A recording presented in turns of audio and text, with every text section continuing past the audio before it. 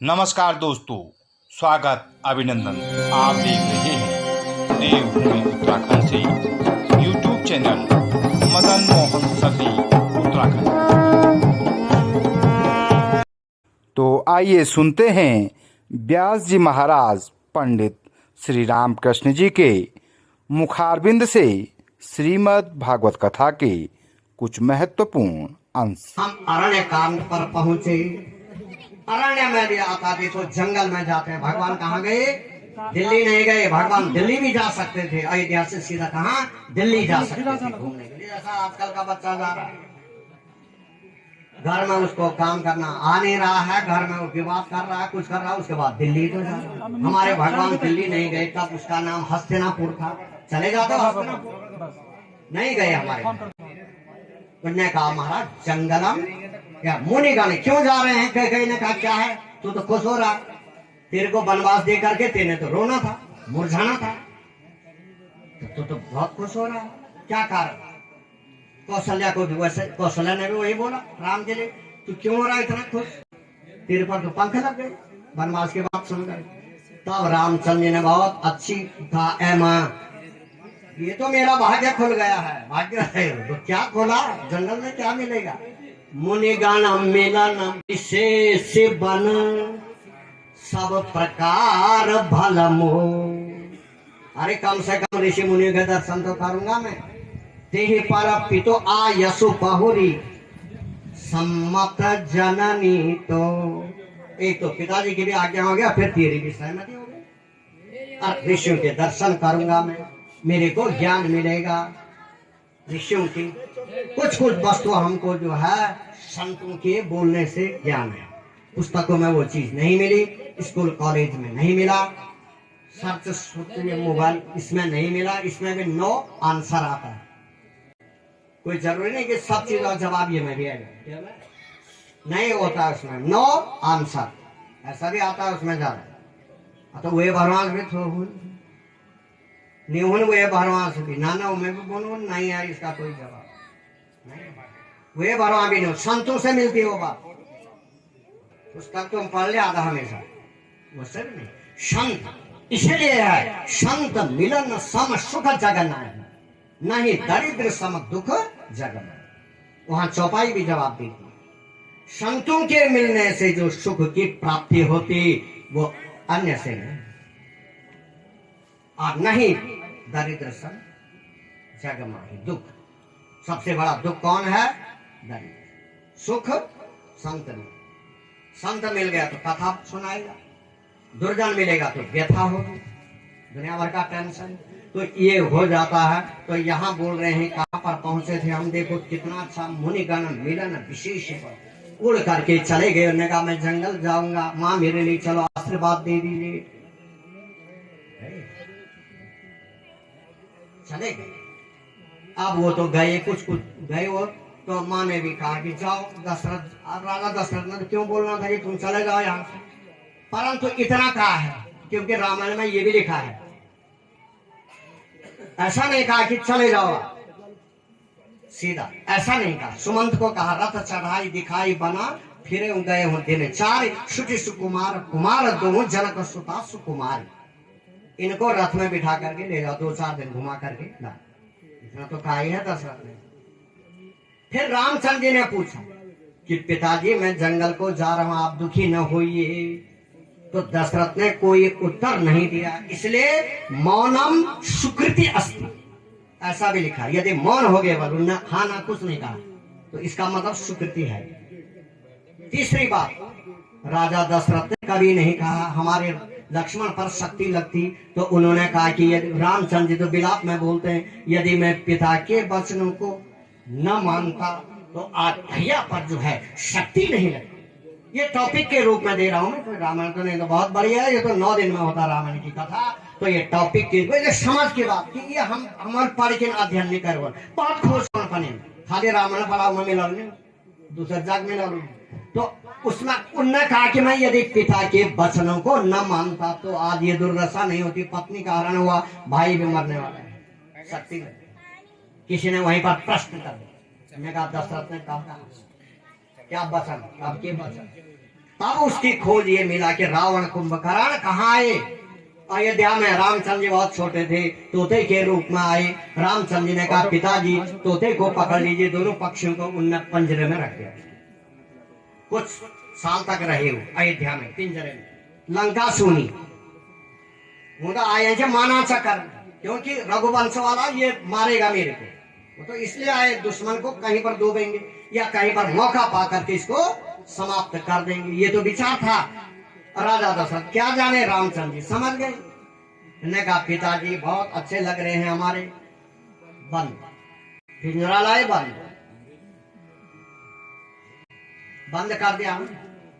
बहुत दिन हो गए, मुझे रावण कुंभकर्ण बेस बदल लंका सोनी।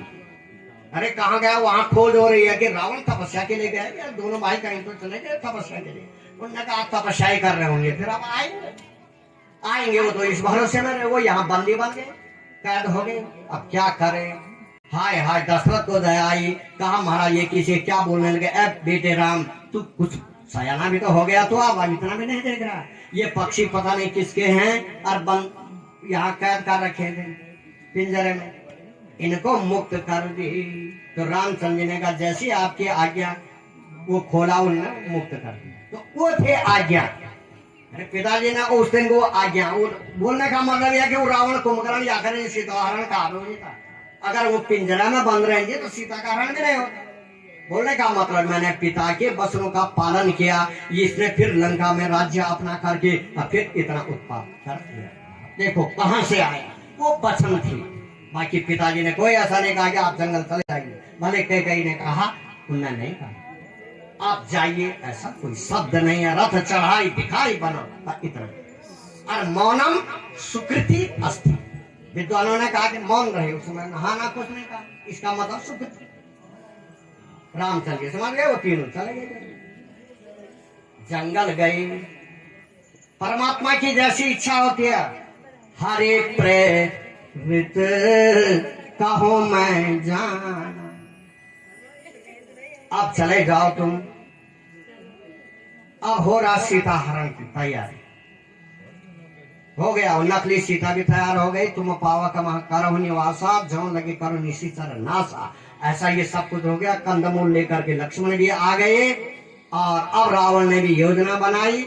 इधर जाने की अब बात आ गई। लक्ष्मण को कहा कि तुम, उसने योजना बना दी, वो सोने का वो तो उसके पीछे गए और लक्ष्मण को वहां पर सौंप दी। आप सीता की रखवाली, वो तो रहे हैं वहां पर ड्यूटी वाले थे। परंतु हमारी सीता ने ऐसा नहीं कहा। सीता जी ने बड़ा अदब किया। उससे पहले चौपाई मिलती, उससे पहले भी जब वो अयोध्या से जा रहे थे दक्षिण भारत की ओर, तो क्या हो गया, रास्ते में वो तमिल भाषा में बात करने वाली जो महिलाएं थी वो मिली। उन्होंने उनसे बात किया कि आप कौन हैं, अपनी भाषा में बोला होगा। माँ सीता समझ गई। अब लोड़े लोड़े दिगड़े बोला कि तुम तीन माबूद जाने, पर जाने का बन पूछो तुम का था वहां। सीता ने परिचय दिया। वहां पर कितना सुंदर परिचय। लक्ष्मण थे उदंड भी थी, उग्र स्वभाव की भी थी। ये परशुराम लक्ष्मण संवाद नीचे उग्र स्वभाव, या कहीं पर चिढ़ जाते हैं, भरत से चिढ़ते हैं कि मारो मैं एक बाण भरत को, अपने भाई पर बिगड़ जाते हैं। तो उग्र स्वभाव है ना उनका। परंतु यहाँ माताएं पूछ रही है, किससे पूछ रही है वो तमिल भाषा में पूछ रही है। माँ जानकी समझ गई, ये तो परिचय पूछ रही है। पहले उन महिलाओं ने कहा कि जो ये गोरा लड़का है ये तेरा क्या लगता है। हमारी सीता ने क्या उत्तर दिया, सहज स्वभाव। उससे पहले की है सीताहरण में आवणी में, यहाँ मिलावट है, यहाँ सीता जी ने कभी टूट नहीं शब्द नहीं कहा लक्ष्मण के लिए। परंतु पंचवटी में बहुत कुछ भक्ति, बहुत कुछ बोलती है। वाल्मीकि में भी है बहुत भक्ति, देवर नहीं समझती है। और यहाँ नहीं बोला, यहाँ छिपा दिया उसने। यहाँ क्या बोल रहे हैं, वो परिचय दे रहे उसका, जो ये गोरा क्या है, सहज स्वभाव, शुभगत न गोरे। जो ये गोरा है नाम लखन लघु देवरा मोरे। बड़ा सुंदर था, इतना घुमा करके पास जिनका ये सरल स्वभाव है, या ऐसा बोल, जबकि उग्र स्वभाव था, बात छिपा आखिर बोलिए दक्षिण भारत में अब बोल आउट ठीक है। अरे बोलने का चौपाई से भी सीख लो, इसमें क्या लिखा है, हमको ये अपने उसमें घटाने हैं।